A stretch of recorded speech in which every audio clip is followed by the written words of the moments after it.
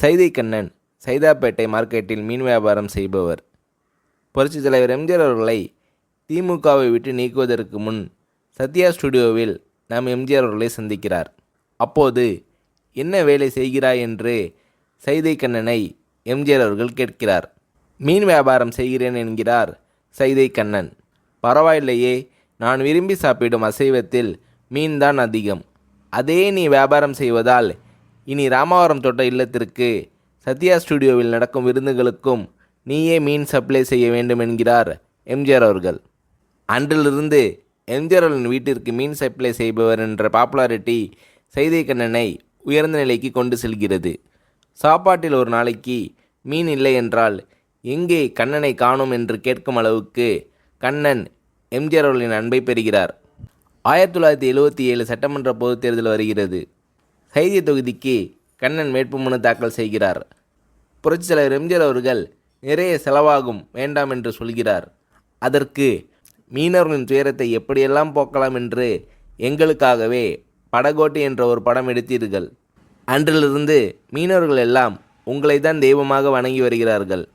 படம் எடுத்ததற்கே இப்படி என்றால் மீனவ தொழிலாளர்கள் சார்பாக என்னை சட்டமன்ற தேர்தலுக்கு நிற்க சொல்லி ஆணையிட்டால் அந்த மக்கள் உயிரை கொடுத்திட மாட்டார்களா என்று சொன்னவுடன் அந்த மீனவ நண்பனின் வார்த்தைக்கு கட்டுப்பட்டு நிற்கிறார் எம்ஜிஆர் அவர்கள். சைதை கண்ணன் தனக்கு இருக்கின்ற ஒரு வீட்டையும் அடமானம் வைத்து தேர்தல் பணியில் ஈடுபடுகிறார்.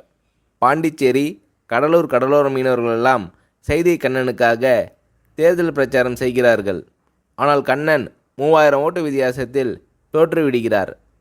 புரட்சித் தலைவர் எம்ஜிஆர் அவர்கள் ஆட்சி அமைச்ச சில மாதங்களில் கண்ணன் கடனில் கஷ்டப்படுவதையும் ஜார்ஜ் டவுன் கூட்டுறவு வங்கியிலிருந்து வாங்கிய கடனுக்கு ஜப்தி நோட்டீஸ் வந்ததையும் அறிந்து கண்ணனை தோட்டத்திற்கு அழைத்து விசாரிக்கிறார் எம்ஜிஆர் அவர்கள்.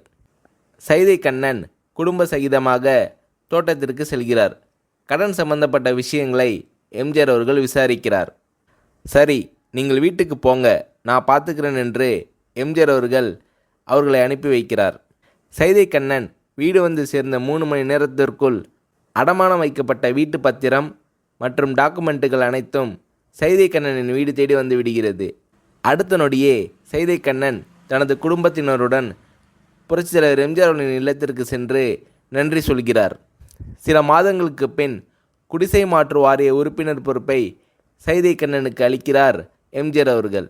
பிறகு கண்ணனின் மகளின் திருமணத்தையும் நடத்தி வைக்கிறார் எம்ஜிஆர்.